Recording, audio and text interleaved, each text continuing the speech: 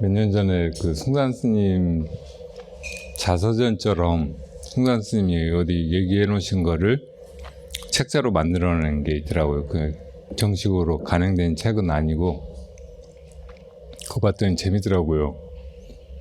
특히 고향이 북한 어디였잖아요. 평안도 어딘가. 네. 거기 태어나셔가지고 어릴 때 고등학교 다닐 때 그 독립정신이 생겨가지고 독립운동에 가담하고 학교에서 이제 영향을 받은 선생님이 계셨는데 그분이 그런 사상을 가지고 있어서 그러다가 독립운동한다고 어디 만주 쪽에 가기도 하고 여행 비슷하게 그렇게 갔는데 그 갈 때 집에서 돈을 훔쳐가지고 갔다가 이제 그분한테 뭐 이렇게 설익은 객기로 독립운동이라고 하는 그 어마어마한 일에 함부로 뛰어들어서는 안 된다 뭐 그런 얘기를 듣고 그냥 돌아오기도 하고 그랬었는데 나중에 이제 그런 고민이 왜 이 세상에 큰 나라가 작은 나라를 집어삼키고 괴롭히고 수탈하고 하는가. 우리는 일본 식민지가 돼가지고 왜 이렇게 사람들이 공공하게 또 노예 같은 그런 처지에서 살고 있는가. 그런 고민이 가시질 않는 거예요.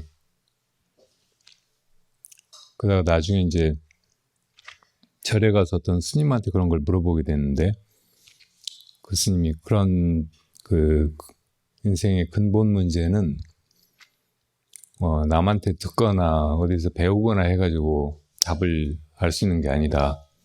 네가 스스로 참고해서 깨달아야 된다. 그런 얘기를 듣고 혼자 아주 간단한 먹을거리만 챙겨가지고 비남자에 들어가서 이제 그걸 참고해요. 그러니까 화두로 만들어가지고 그러다가 밤만 되면 정말 여러 가지 무서운 환각이나 막 그런 이런저런 화상을 막 보면서 굉장히 두려워하고 그래서 내일은 꼭 짐 싸가지고 내려가야 되겠다 그렇게 생각했다가 다음날 아침에 내가 무슨 마음으로 여기를 왔는데 이렇게 쉽게 내려가면 되겠는가 뿌리를 뽑아야지 그러고 또 이제 정진하고 그날 밤에 또 똑같이 막 그런 두려운 환각에 시달리면서 다음날은 꼭 내려가야지 했다가 또 그렇게 하루를 넘기고 이렇게 지내다가 이제 어느 날 아침에 저 아래서 그 산길로 어떤 등산객 같아 보이는 사람이 터벅터벅 발소리를 내면서 올라오는 걸 보고 깨달아 버리죠. 그리고 이제 거기가 수덕사의 말사여서 수덕사에 내려가서 이제 그 깨달은 경계에서 대중들 고무신을 다 갖다 감춰버리기도 하고 막 그런 기행을 하다가 나중에 이제 고홍 스님을 만나가지고 점검을 받고 이제 인가를 받고 그리고 나중에 이제 그 고봉 스님이 인가하실 때 네가 얻은 법이 나중에 세계로 퍼질 것이다 그런 얘기를 하셨다고 해요. 그래서 이제 그 예언 덕분이었는지 일본을 거쳐서 미국으로 가서 미국에서 이제 그 서양 사람들한테 선을 전하기 시작하면서 나중에 세계로 그 숭산 스님의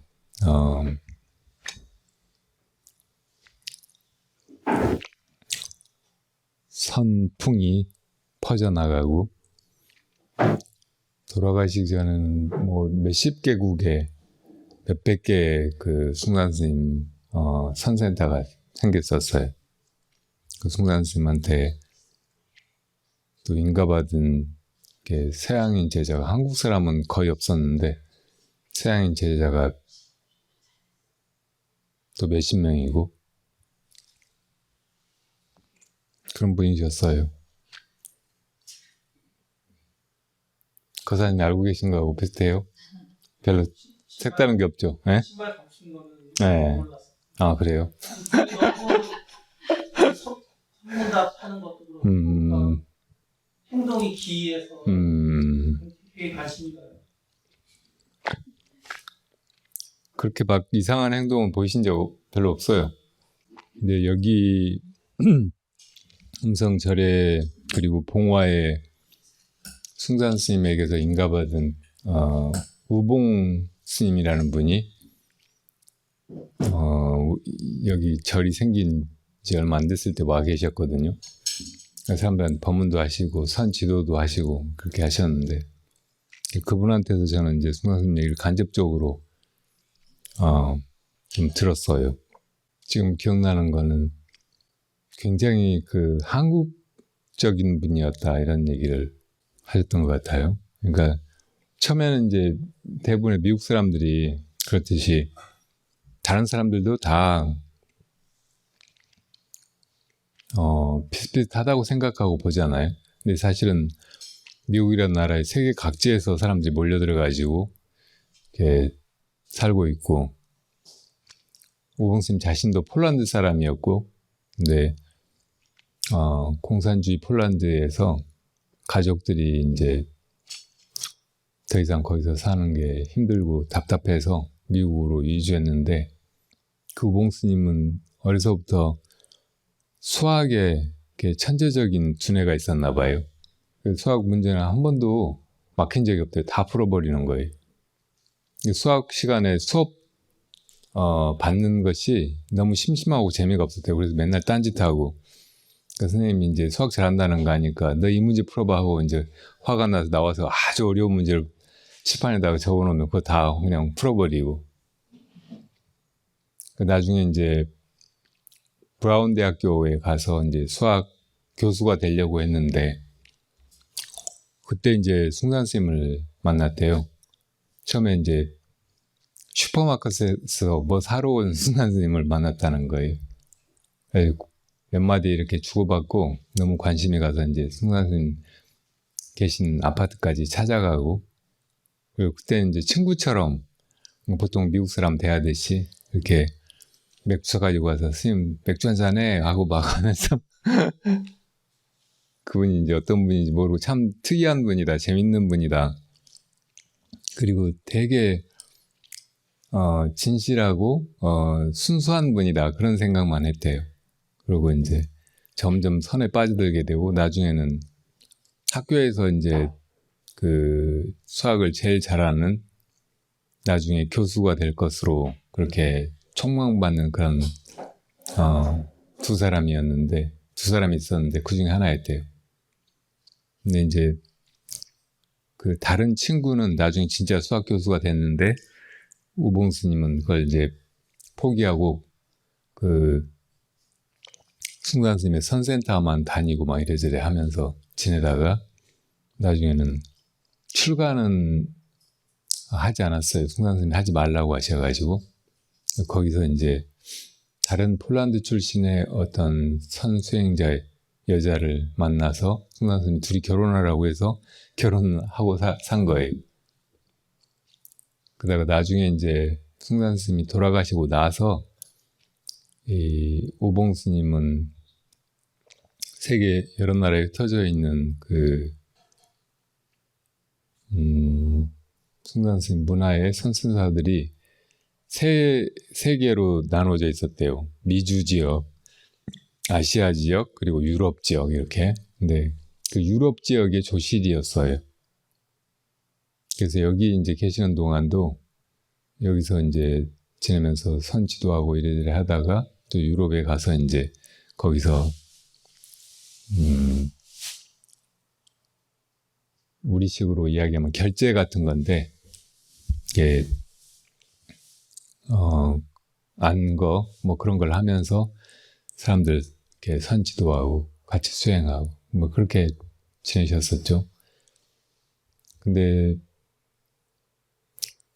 이제 숭산 스님을 모시고 살 때 그 얘기를 몇 가지 한 게 있는데, 한 번은 이제 숭산 스님하고 그 미국의 도박 많이 하는 도시가 뭐죠? 라스베가스를 지나게 됐대요. 근데 거기 이제 호텔에 있다가 거기 가서 그 이거 슬롯머신 그거 한번 해보자고. 그래서 이제 그거를 장난 삼아서 하려고 하니까 숭산 스님이 돈 따는 법을 가르쳐 준다고 하셨대요. 그래서 그거를 우봉 스님이 제일 빠르게 습득해가지고 엄청 돈을 많이 땄대요. 그러니까 그런 게 너무 보통 사람들은 잘 알 수 없는 그런 거를 숭산 스님이 많이 알고 계셨다는 거예요.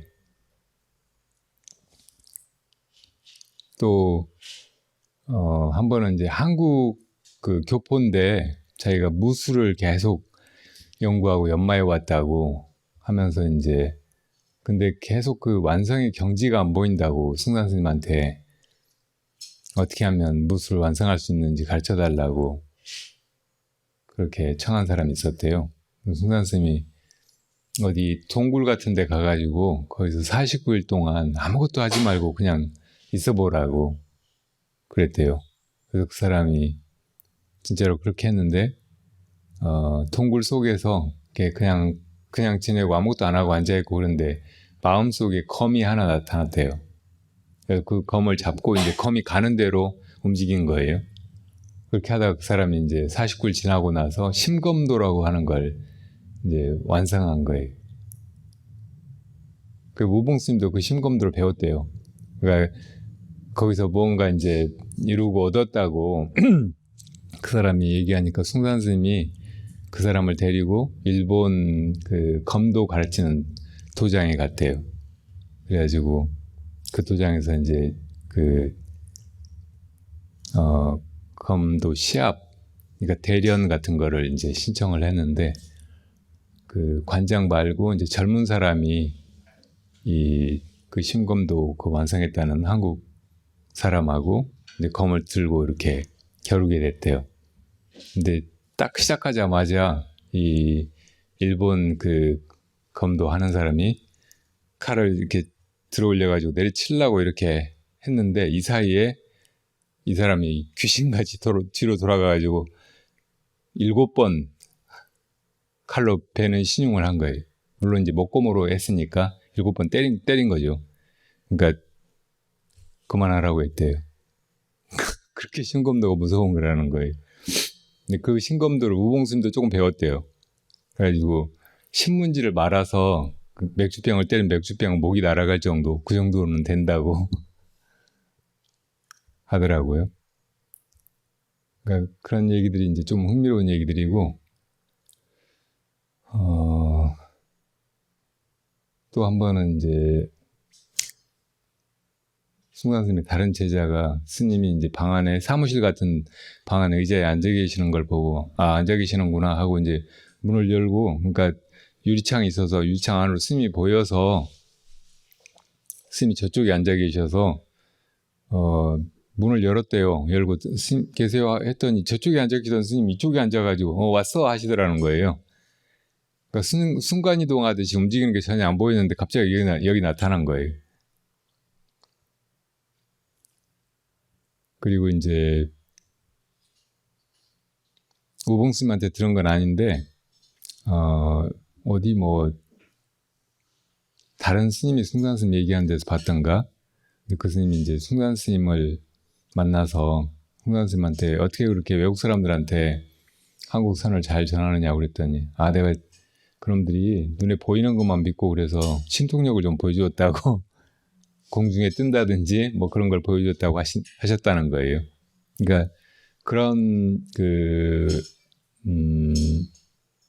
신통력, 보통 사람들이 갖지 못한 그런 능력을 보이는 거 이런 건 부처님이 금하신 거고 반드시 깨달음을 얻었다고 해서 그런 신통력이 같이 생기게 되고 그런 건 아닌데 어쨌든 뭐 6가지 신통, 이것을 불교에서 말하고 있고, 그 중에 누진통을 제외한 나머지 5가지 신통력은 꼭 깨달음을 통하지 않아도, 그러니까 외도들도 가질 수 있는 것이라고, 또 어떤 식으로 수행을 통하지 않아도, 그러니까 상당히 우연적으로 그렇게 이제 사람한테 나타날 수 있는 것이라고 하잖아요. 그런데 어쨌든 숭산 스님은 그런 신통력이 있고 그거를 쓸 줄 아는 그런 분이었던 것 같아요. 그러니까 그렇게 보면 이제 조금 약간 거사님 보기에 특이한 행동을 많이 한 이적을 많이 보이신 그런 선사라고 말할 수도 있겠죠. 제가 보기에 숭산 스님이 외국 사람들을 그렇게 많이 교화하고 한국선을 외국에 많이 전할 수 있었던 그 원인은 그런 신통력에 있었던 게 아니고, 숭산 스님이 선이 그 논리라든지 사고로 어떤 진리를 알아내려고 하는, 그러니까 서양에서 특히 발달해가지고 지금 우리 인류의 그 학문적인 영역을 다 지배하고 있는 어떤 방법론, 그걸 그냥 정면으로 부시고 들어가는 거잖아요. 그러니까 그 부분을 착안해가지고 처음부터 말로 생각하고 말로 대답하고 하는 것을 그냥 바로 부정해버리는 걸로 사람들을 이끌어간 거예요. 그러니까 사실은 꼭 숭산 스님의 방법이 아니어도 선이 서양 사람들한테 전해지기만 하면 이게 너무 충격인 거예요. 우리보다도 서양 사람들이 훨씬 더 논리라든지 사고라든지 합리성이라든지 이성이라든지 막 이런 것에 의존해서 모든 것을 다 연구해왔고 알아냈고 또 그렇게 살아가고 하고 있는데, 선은 여기에 완전히 그냥 다른 어떤 진리의 그 길을 제시하니까 그게 서양 사람들은 충격인 거죠. 그리고 그걸 들어가 보면은 이게 진짜 진리가 정말 존재하는 것이고 그것이 내 안에 있는 것이고 이 모든 것, 이 우주와 함께하는 것이고 뭐 있는 그대로라는 것, 이것을 우리보다 더 충격적으로 서양 사람들이 그걸 받아들이고 또 쉽게 그거를 깨닫게 되고 그런 길을 더 철저히 믿게 되고 그러는 것이 아닌가 싶어요. 근데 이제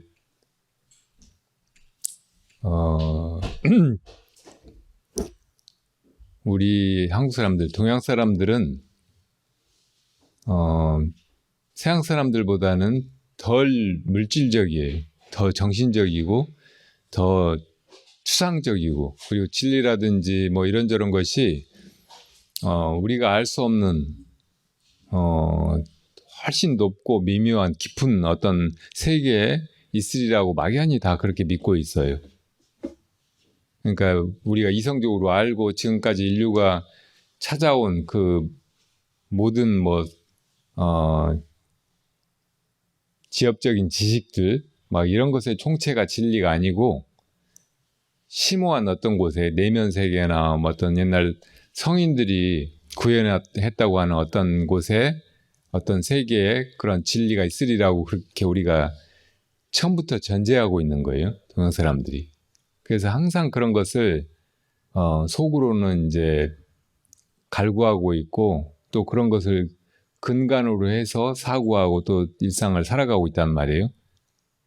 그러니까 이 두 가지가 다 동양 사람들의 경우는 다 쓰이고 있어, 대부분. 근데 그렇기 때문에 이제 선으로 바로 들어가라고, 그냥 논리라든지 이성을 끊고 선으로 바로 들어가라고 하는 이런 이야기도 별로 충격적이지가 않아요. 우리가 맨날 그렇게 하고 살았으니까. 그 선은 이제 그 화두를 의심하는 거, 이것이 이제 제일 특이하고 강력한 그런 방법이잖아요.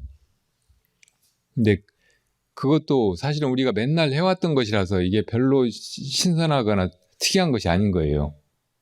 우리는 항상 이제 무슨 말만 들어도 이 뜻이 뭘까 이렇게 골똘하게 그 깊은 의미를 속으로 이제 참고하는 그런 경향이 있단 말이에요. 근데 서양 사람들 말이 있으면 그 말은 액면 그대로 그것이라고 생각하고 그렇게만 받아들여. 거기에 무슨 다른 깊은 의미나 내적인 함의가 있으리라고 별로 생각을 안 하는 거예요.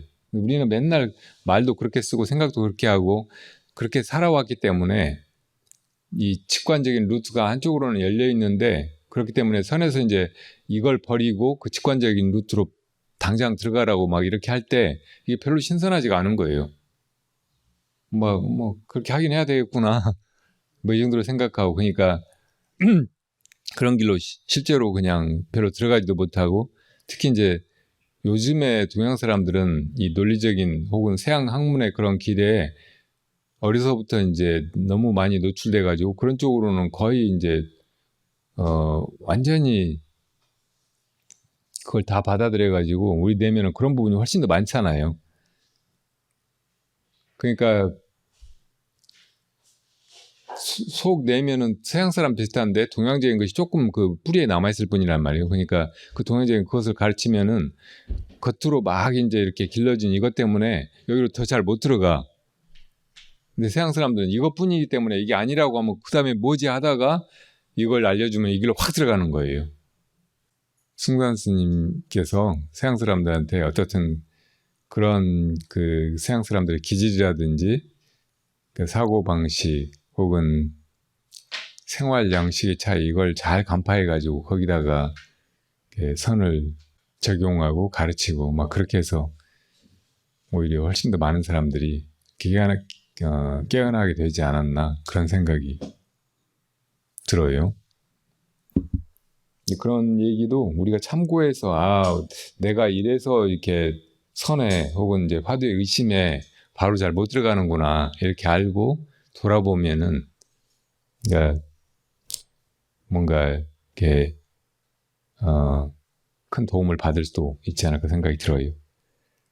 승관 스님이 한국의 선은 너무 노후해서 마치 이제 나무가 너무 늙어가지고 고목이 돼서 이제 곧 죽게 된 상태란 말이에요. 그래서 이제 여기 나무에서 다시 잎이 나고 꽃이 피고 열매가 맺고 하기는 힘드니까 새 묘목을 옮겨 심듯이 나중에는 서양에서 선을 거꾸로 배워야 될지 모른다고 그런 얘기를 하시기도 했어요. 근데 숭산 스님의 제자들, 그러니까 이 우봉 스님은 그렇게 이제 숭산 스님 돌아가시고 나서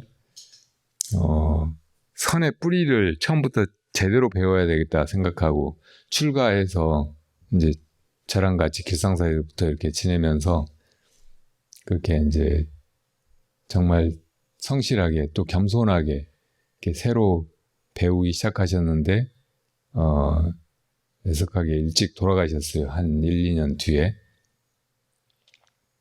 그러니까 유럽의 그 안거 가셔가지고 이제 선 지도하다가 파리에 있을 때 이제 같이 사람들 이렇게 좌선하고 하다가 좀 피곤해서 들어가서 좀 쉬어야 되겠다고 가셨는데 다음 시간에도 안 나와서 누가 가보니까 그냥 침대에서 돌아가셨다더라고. 심장 쪽에 그 지병이 있었어요.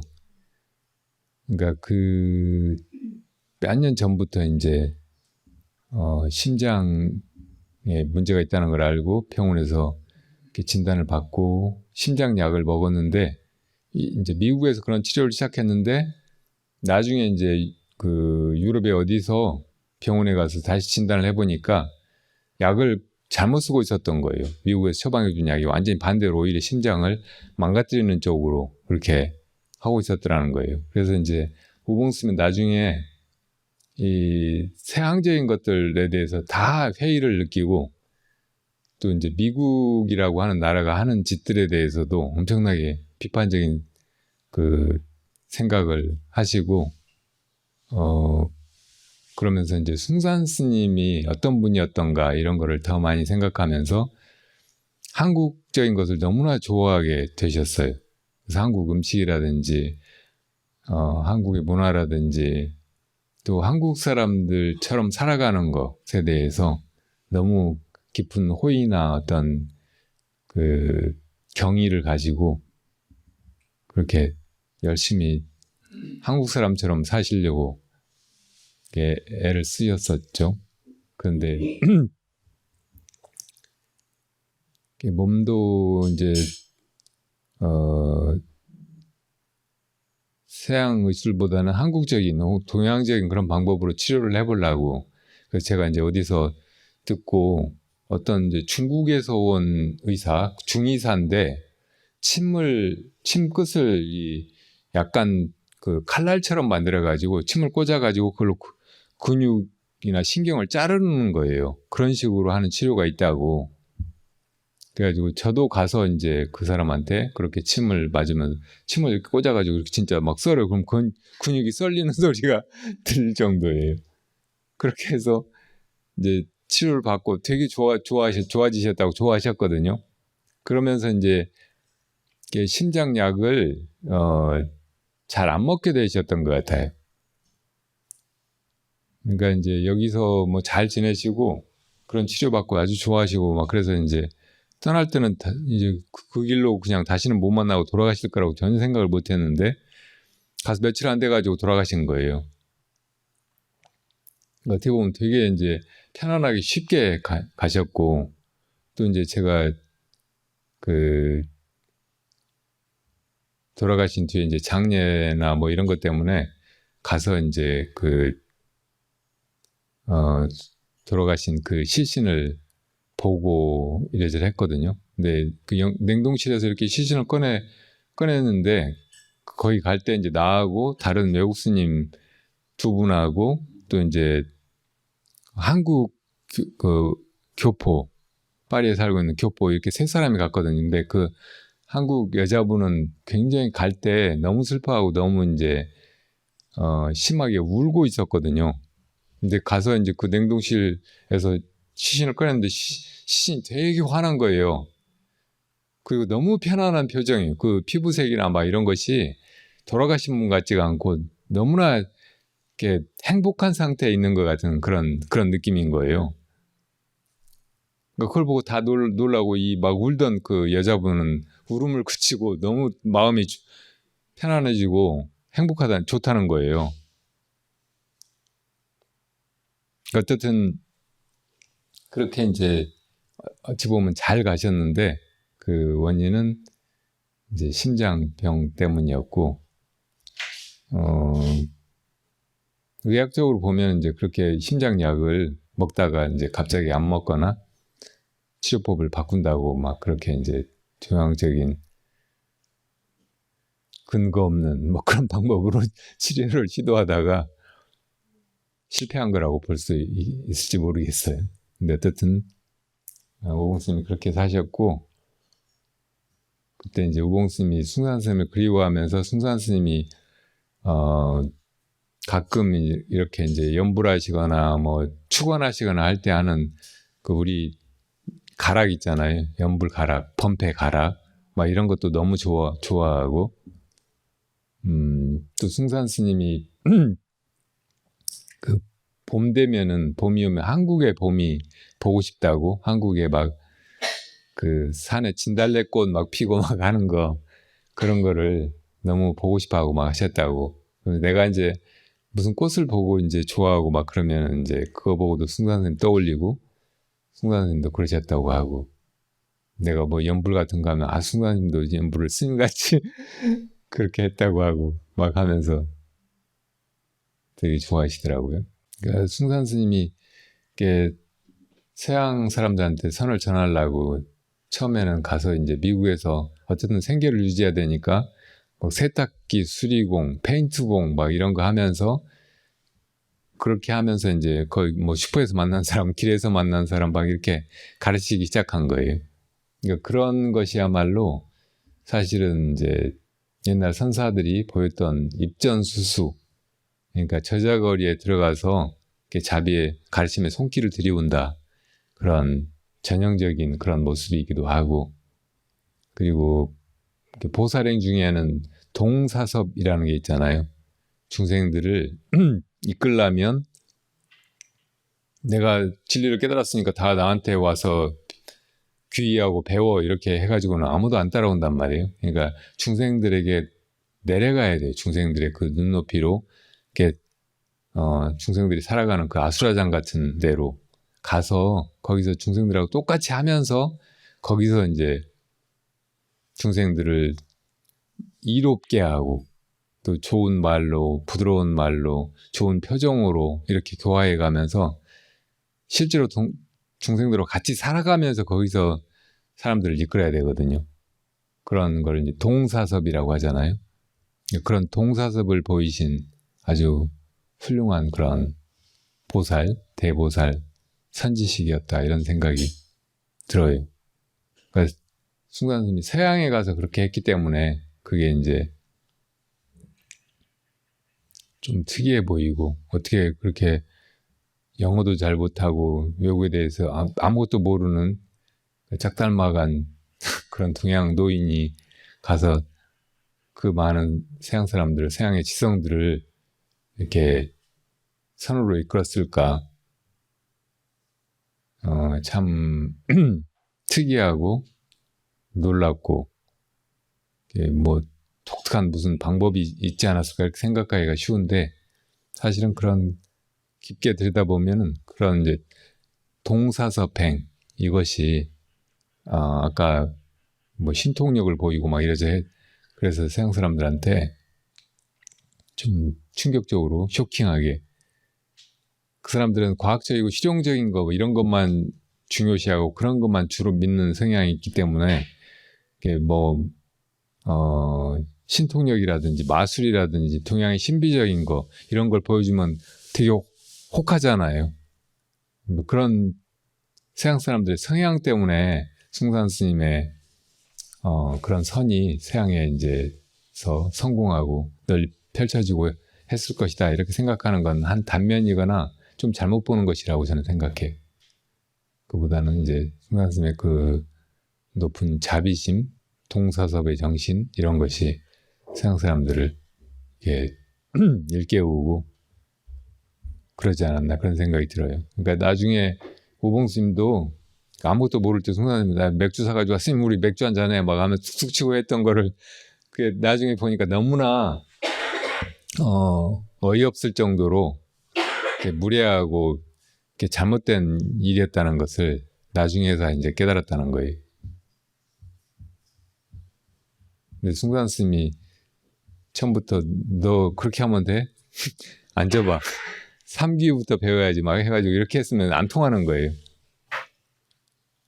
그런 걸 다 받아들이면서 그냥 같이 맥주 한잔 마시면서 막 같이 지내면서 같이 일하면서 일상적인 대화하면서 그 속에서 이제 사람들을 가르쳐서 그 사람들한테 먹히고 성공하고 이렇게 좋은 결실을 거두게 된 거라고 봐야겠죠.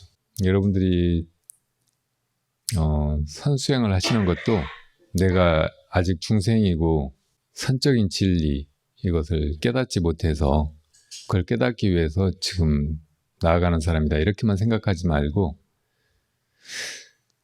내가 이 깨달음을 이루게 된다면 이 깨달음을 지금 이렇게 정신없이 어디로 가는 줄도 모르고 이 문명에 휩쓸려 가지고 뭔가 더 나은 것을, 좋은 것을, 우리에게 행복을 줄 것을 찾는다고 막 사람들이 정말 열심히 일하고 애쓰고 발버둥치고 있는데 그걸 얻지 못하고 있잖아요. 그러니까 이 사람들한테 내가 어떻게 도움을 줄까? 이 사람들이 이렇게 내면의 진실한 행복이나 대자유를 찾도록 어떻게 이끌어 줄까? 선으로 이 사람들을 어떻게 쉽게 그런 중생심의 도가니 혹은 중생심이 빚어내는 이 혼란스러운 시대상으로부터 어떻게 해탈하게 도울 수 있을까 이렇게 생각하고 선을 해가야 된다고 생각해요. 그러니까 그게 어려운 말로 하면 보리심이죠. 보리심을 가지고 수행을 해야 이렇게 안욕따라 삼맥삼보리를 이루게 되는 거지. 보리심 없이 그냥 막연하게 또 이제 자기만 뭔가 좋은 것을 얻으려고 막 그렇게 했다가 얻는다고 해도 그게 보잘것이 없고, 그렇게 얻은 다음에도 보리심이 없으면 그거를 써서 다른 사람들을 그 길로 이끌고 제도하고 할 수가 없는 거예요. 이 어마어마한 일이 어떻게 이렇게 한 생에 될까? 나같이 이렇게 모자라고 모순이나 무지 혹은 악 이런 걸로 그냥 뒤범벅인 내 내면이 어떻게 그렇게 이제 부처님 같이 또 옛날 선지식들 같이 바뀌어가지고 내가 그 중생 교화라고 하는 그 어마어마한 일을 할 수나 있을까 이렇게 생각하지 말고, 이 생에든 다음 생에든 혹은 뭐 30년 뒤든 1년 뒤든 언제 이게 이루어지든 간에 그걸 내가 이루게 된다면 반드시 이걸 널리 회항해서 많은 사람들을 도와야 되겠다 이런 마음으로 이걸 해가야 돼. 그렇게 해갈 때 이제 화두 한 번 드는데도 실리는 그 힘이 달라요. 그러니까 그 보리심 이것이 수행하는데 제일 큰 자량이고 에너지고 그 노자 같은 거예요. 그러니까 그것 없이 이렇게 이 먼 길을 가려고 하는 거는 어디 저 뒷산에 올라갈 만큼 뭐 음식이라든지 뭐 도구를 챙겨가지고 저 히말라야에 올라가려고 하는 사람하고 비슷하다고. 그러니까 다른 사람을 다 제도하기 위해서 내가 이 수행을 한다 이렇게 생각하는 것이 턱없는 것이라고 생각하지 말고, 그게 공식과 같은 것이에요. 그렇게 하지 않으면 다 그걸 못 얻어. 그러니까 부처님이 먼저 보리심을 바라라고 하신 거고, 이렇게 발심을 해야 그 다음에 이제 수행을 제대로 끝까지 해나가서 결실을 얻을 수 있다고 하신 거니까 그 말을 깊이 믿고 먼저 발심부터 하려고 해야 된다고. 그냥 무조건 화 들라고 하면 잘 안 들리는데, 내가 이렇게 힘들게 살아가는 많은 내 이웃들을, 내 가족이나 친구나 내가 사랑하는 사람들을 돕기 위해서 이걸 한다 이렇게 생각하고 화두를 들어봐요. 그러면 벌써 다르다고. 그 힘이 다르고 그 지속력이 다르고. 그러니까 우리가 먼저 숭산 스님한테 보고 배워야 될 것은 그런 숭산 스님의 보리심이 아닐까 싶어요. 심검도를 배우려고 이제 무술을 완성하려고 하는 사람은 숭산 스님한테 가서 이제 그걸 구하고 그 원하는 거 얻었지만 그거 가지고 뭐 하겠어요? 다른 사람 칼로 내리쳐서 죽일 일이 살면서 있기나 하겠어요? 죽여봐야 뭐해? 엄만 되지. 스님이 공안 주신 거에 대해서 공안에 대해서 얘기할 거면 독참할 때 해야지. 그치. 그래 독참을 하는 거에 대해서 네. 여쭙고 싶은 게 답이 나왔다고 여겨지면서도 확신이 안 들면 계속 참고하는 게 더 나은 방법일까요? 아니면 점검을 신청드려야 될까요? 경험을 빨리 받는 것이 좋아요. 안 그러면 이제 그게 분명히 답인 것 같으니까 더 이상 의심이 안 나잖아요. 그 의심이 쭉 이어져 가야 공안을 타파하게 되고 깨달음에 장애 없이 중단 없이 나아가게 되는데, 화두를 이렇게 알아버리면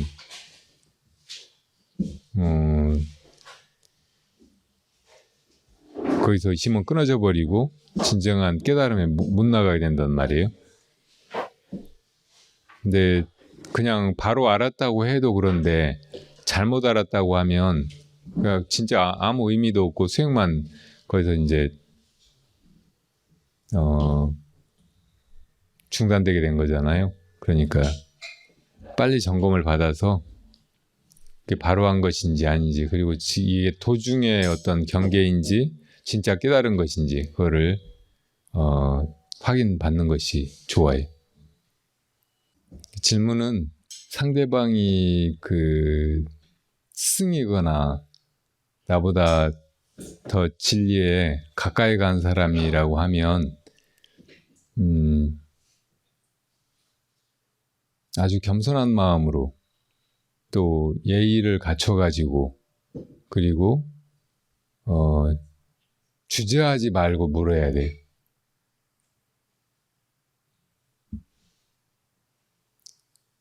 그러니까 예의라고 하는 거는 이제 그게 지금 이 사람한테 그걸 물어볼 자리인지 아닌지 이런 걸 가리는 것도 포함되는 거예요. 어떤 때는 이제 대답을 할 때 뭐 예를 들어 대답이 내가 스승을 때리는 것이다 그러면은 뭐 진짜로 때리는 것이 답이기도 하죠. 근데 예의를 생각하면 제가 스님을 지금 때리겠습니다 이렇게 말하는 것이 그냥 진짜 막 스승을 후려 갈기는 것보다 예의 바른 것이라고. 그러니까 그런 예의도 굉장히 중요해요. 예의라고 하는 것이 그 사람들의 어떤 고정관념 혹은 분별 혹은 문화적인 약속 같은 것이어서 사실 본질을 향해서 나아갈 때는 이게 걸림돌이고 거추장스러운 것이고 아무 필요도 없는 것이고 부셔버려야 될 것인데, 이제 선을 쭉 해가다 보면 알겠지만 나중에는 그 본질에 이른 다음에는 그 본질을 거기서 멈추는 게 아니고 잘 써서 다른 사람들 돕는 거, 이것이 또 그 다음에 일이거든요. 그러니까 그걸 쓸 때는 또 세상의 그 예의라든지 형식이라든지 법도 이런 데 맞춰서 그걸 해야지, 내가 저 사람을 지금 이제 때리는 것이 이게 자비로운 가르침이다 해서 그냥 막 두들겨 패면 요즘 같은 시대에는 폭행죄로 고소당해가지고 감옥에 가서 살아야 될지 모른다. 그러니까 그런 걸 감안해서 법을 펼쳐야 된단 말이에요. 그러니까 깨달음에 아직 이르지 못했다고 하더라도 수행해 나가는 과정에 또 점검받는 그런 과정에 예의를 같이 갖추어서 막 이렇게 해가는 것이 필요해요. 말 한마디도 이제 스승한테 하는 말이고 하면은 진실하고 겸손하게 그렇게 예의를 갖춰서 얘기를 해야지, 이제 알고 보니까 내 마음이 당신 마음이고 나나 따로 있지 않다 막 그렇게 생각해서 막 대하고 막 말하고 막 이렇게 하면 안 되겠죠. 그러니까 그 정도의 예의만 갖추면은 어쨌든 진실하게 질문하고 진실하게 대답하고 막 그렇게 그런 관계예요. 저번부터 제가 그 수련회라든지 법문을 안 하겠다고 했고, 그리고 이제 독참은 저를 대신해서 다른 분들이 이렇게 할 수 있게 만들어가겠다고 했으니까 곧 그런 게 이제 만들어지면은 그런 방식으로 이렇게 하도록 하세요. 그런데 가끔은 제가 이제 어떤 분들에게 꼭 필요하겠다, 도움이 되겠다, 지금 시점이 중요한 때다 이렇게 판단이 되면은 불러서 점검을 하기도 하고 어떻게 돼가는지 보기도 하고 그렇게 할 수 있을 것 같아요. 뭐 그렇게 제가 부를 수도 있을 것 같아요. 질문이 잘못됐으면은 좀 이렇게 질문 자체를 네. 수정해 주셔도 돼요. 예. 그 팔식 아레아식에서 그 망을 제거하면 진만 남는다고 하셨거든요. 네. 그럼 그 진에는 실체도 없고 아트만도 없을 것 같은데 거기에 어떤 자기 동일성이나 자기 연속성이 있어서 그게 가능한 건지, 자기 동일성, 자기 연속성 이런 게 그 진해요. 가능하면 어째서 가능한지, 아니면 이런 생각 자체가 틀린 건지. 네, 아리아식을 진망 화합식이라고 부르기도 하는데, 그 말은 이제 아리아식 안에 미세망념이라든지 혹은 그 근본 무명 뭐 이런 것은 이제 망에 속하는 부분이에요. 망이라는 거는 있는 것 같지만 사실은 없는 거, 혹은 있다가 없어져 버리는 거, 이런 걸 말하는 거예요. 근데 뭐가 있다 없어진다 막 이런 개념 자체가 다 시간 속에서 얘기잖아요. 어떤 시점에는 있다가 또 시간이 지나면 없다가 그렇게 된다는 말이라고.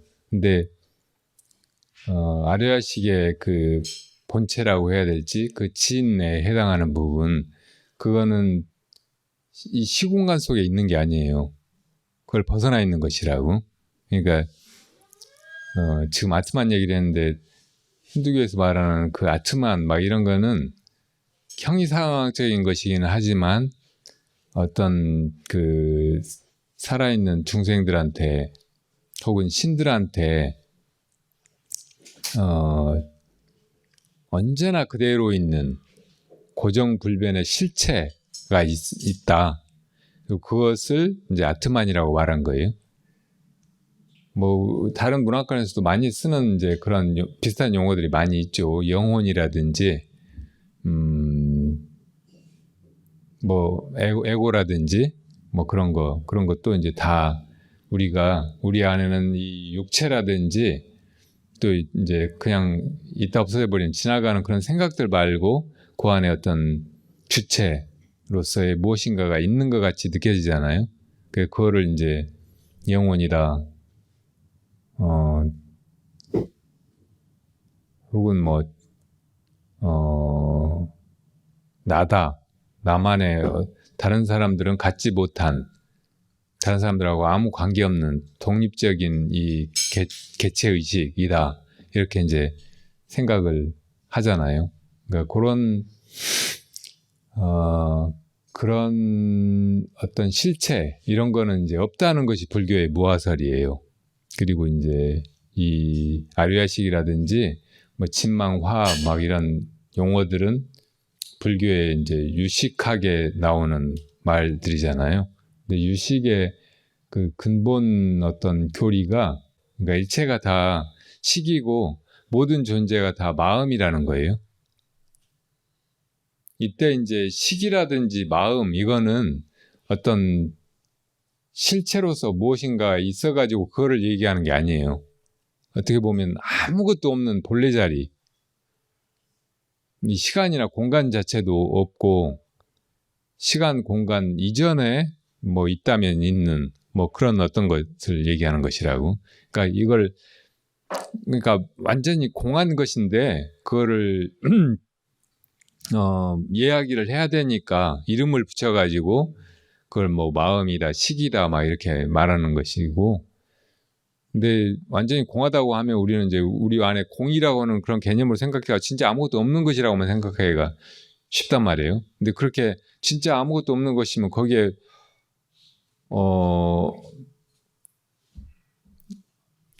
진짜 아무것도 없고 아무 일도 안 일어나고 뭐 주체적인 무슨 일을 하는 뭐 그런 어떤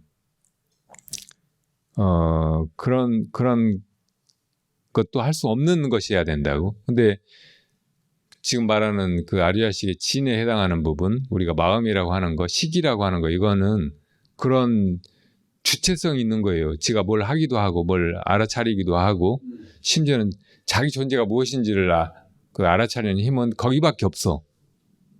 자각하는 힘이. 그러니까 그것이야말로 완전히 비어서 없는 것이기만 한 게 아니고 가장 그 근원적인 것이고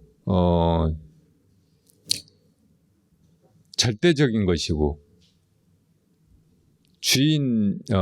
주체적인 것이고, 그래서 그거를 이제 완전히 없다고만 말할 수가 없어서 진공묘유라든지 중도적인 존재라든지 막 이런 식으로 이제 표현을 하기도 하는 거예요.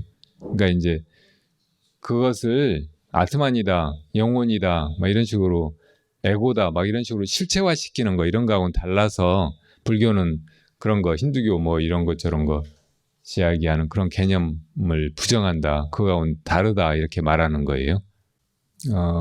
아리아식의 진에 해당하는 부분, 그거를 지금 이제 막 말로 생각으로 개념화 시켜가지고 그것이 뭔가 이렇게 알아보려고 하는 거, 이거는 근본적으로 불가능한 것이라고 말할 수가 있어요. 우리가 이제 뭘 생각을 할 때는 항상 이제 과거의 경험을 바탕으로 해가지고 생각의 범주에다가 그거를 이제 떠올려가지고 막 이래저래 이제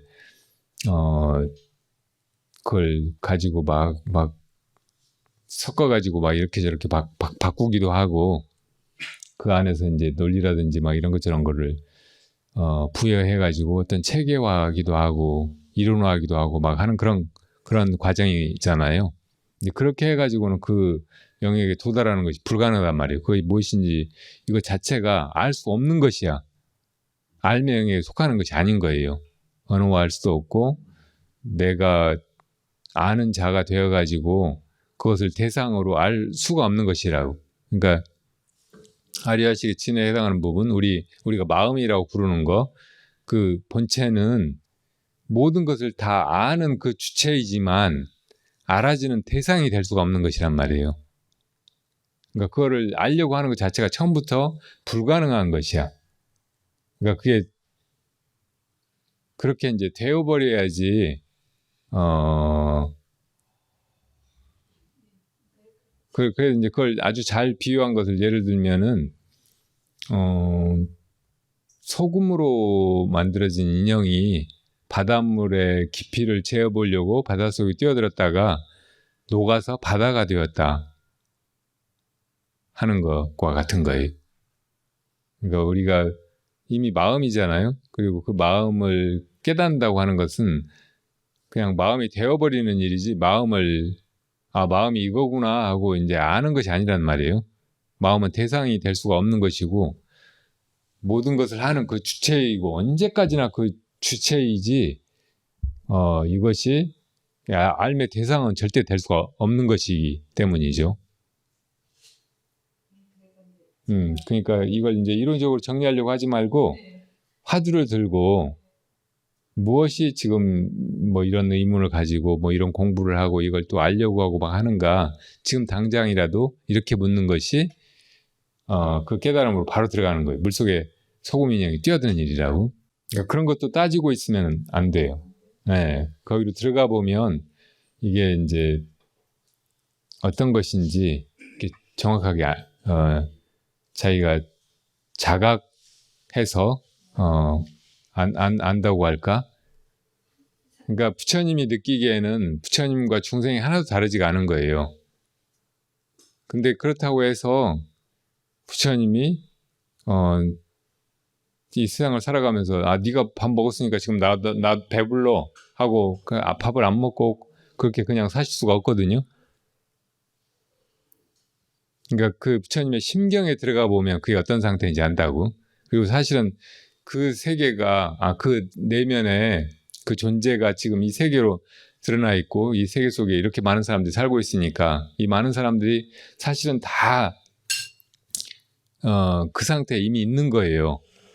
근데 이제 사람들이 이렇게 무지 때문에, 근본 무명 때문에 착각으로 나는 이 몸뚱이고 또 저 몸뚱이는 다른 사람이고 다 이렇게 다르다고 생각하고 살아가고 있는, 그렇게만 알고 살아가고 있는 거예요.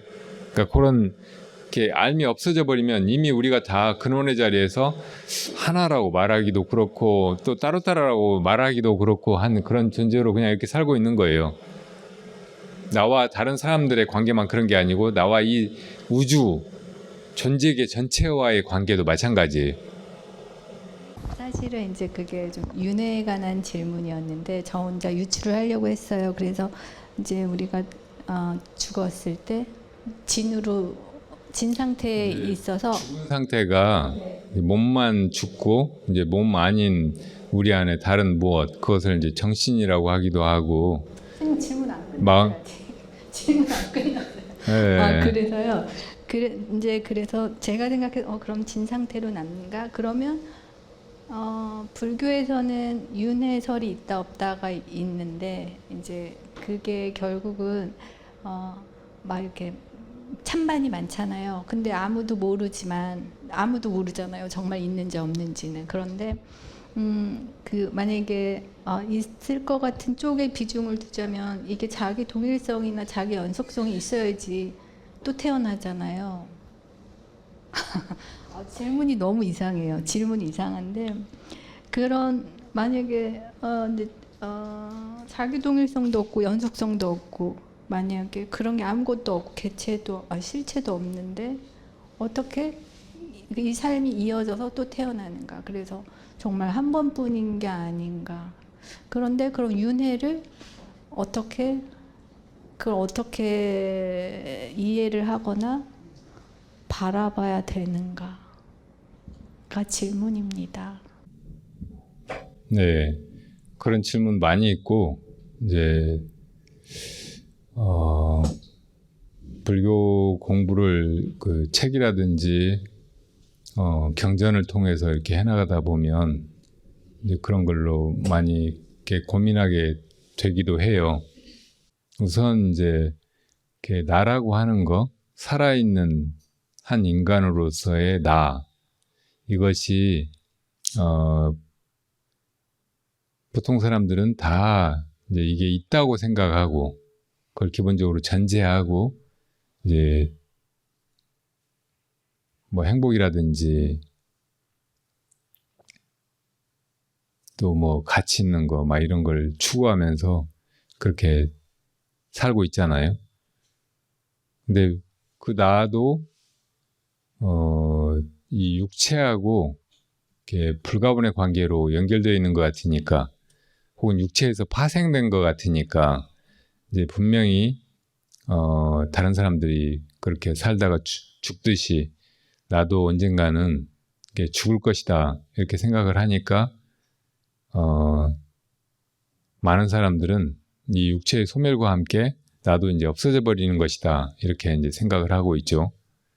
그런데 불교라든지 뭐 힌두교라든지 혹은 고대에는 다른 여러 종교들에도 그런 이제 영혼 불멸 혹은 윤회의 그 사상 혹은 그런 이제 이 생사를 꿰뚫는 그런 이 뭐 이렇게 본질적인 진리성 같은 거 이런 것이 이제 다 얘기되고 있단 말이에요.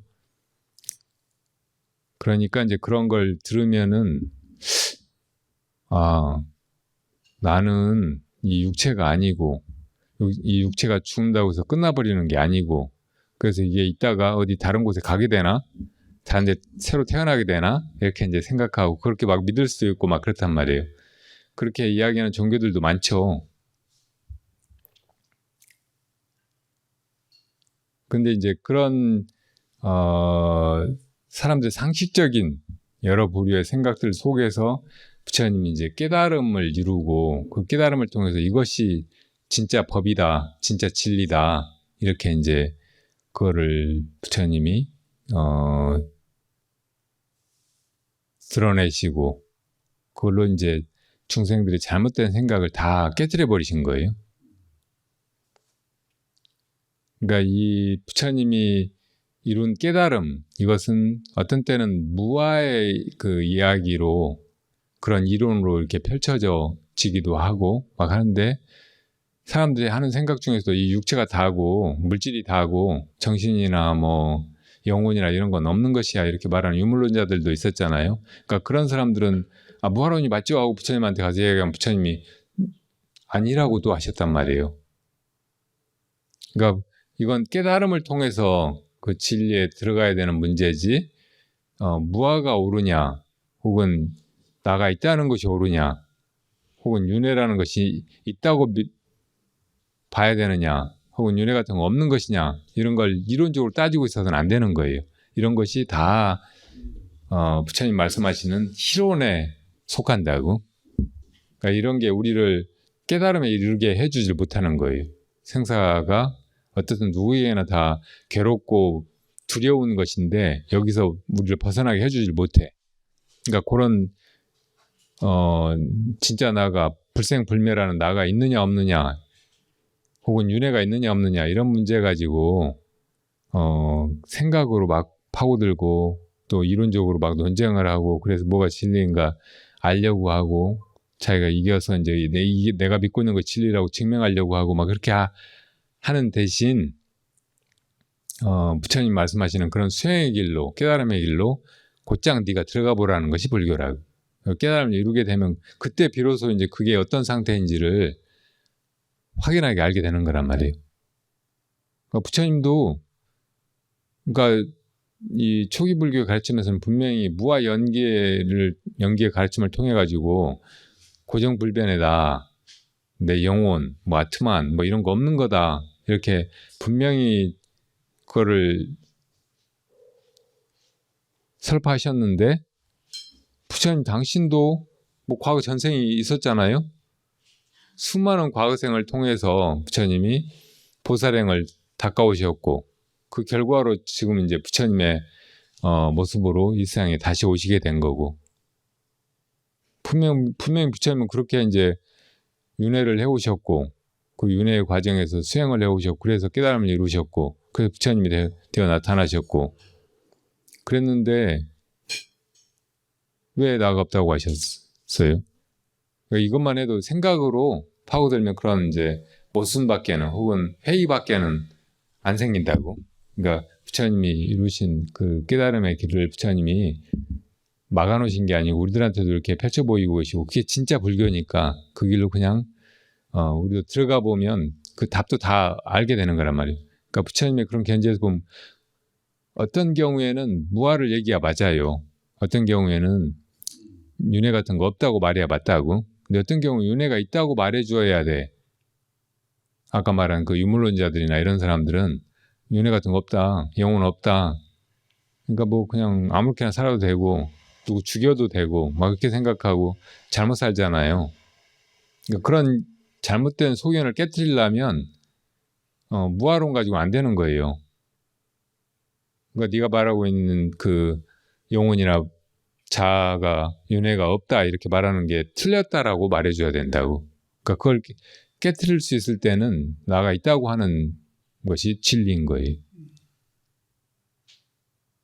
그러니까 진리가 말에 속하지 않고 그 수행의 길을 통해 깨달음에 이르는 것이기 때문에 그런 길로 가게 하는 것이 그러니까 진리를 바로 펼치는 것이지 그냥 이게 옳으니까 이것만 믿어 이것만 진리야 이렇게 말하는 게 진리가 아니란 말이에요. 설법이 아니란 말이에요. 그러니까 그런 부분을 잘 이해하고 그냥 곧장 부처님과 수많은 옛 스승들이 이르렀던 그 깨달음의 길로 내가 그냥 들어가야 되겠다 이렇게 생각할 수 있으면 그게 바르고 충분한 그런 태도예요. 내가 어떤 식으로 이제 그 답을 해줄 수도 있는데 그렇게 답을 해주면 계속 이제 그렇게 안 것으로 됐다고 생각하고 그것만 지키고 살아요. 그것만 자기 살림으로 삼아요. 그러면서 오히려 깨달음의 길로 나가지 못하는 거예요. 그러니까 내가 그냥 답을 회피하거나 부산을 무시하려고 이렇게 말하는 게 아니고 그런 길로 나아가라고 하는 것이 이제 부처님이 우리들한테 보여주신 길이고 또 진정으로 보살님을 위하는 길이고 하니까 그냥 그렇게 해가보는 게 좋아요. 그러니까 그런 문제가 고민이 돼도 그걸 화두로 돌이켜가지고 무엇이 이런 걸 알고자 하는가 그렇게 이제 아는 자, 알려고 하는 자 그것을 묻는 거, 그걸 참고하는 거 이것이 이제 진짜 진리에 이르는 길이에요. 우리 새벽에 40분씩 1시간씩 하잖아요. 근데 오늘 처음으로 안 졸았습니다. 처음으로 안 졸았는데 제가 오늘 뭘 해봤냐면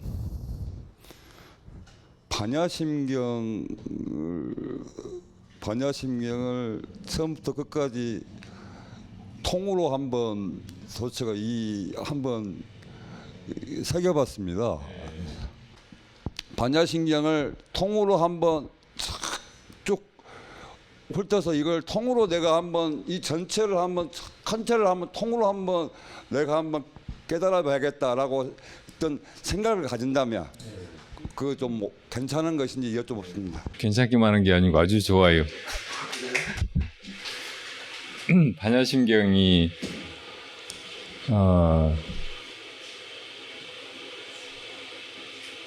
그 경전의 제목 자체가 반야바라밀다를 설한 경 중에 제일 핵심적인 내용이 들어있는 경이라는 말이잖아요.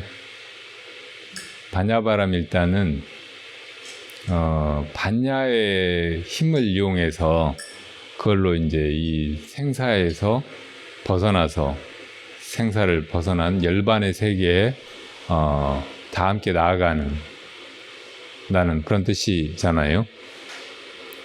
그러니까 우리 안에 그 반야의 불씨가 있다고. 반야는 제일 쉽게 이렇게 번역할 수 있는 말은 지혜잖아요. 지혜. 그러니까 지와 해를 또 나눠서 보면 해는 거짓된 것을 부셔버리는 거예요. 거짓된 것을 꿰뚫어서 그게 실제가 아니라는 것을 간파하는 것이라고. 그리고 지는 실제가 무엇인지를 알아차리는 거예요. 그러니까 지는 헛된 것을, 가짜를 부셔버리고 지는 가짜가 부셔진 그 상태의 진짜 존재, 그것을 이제 스스로 깨닫는 거예요.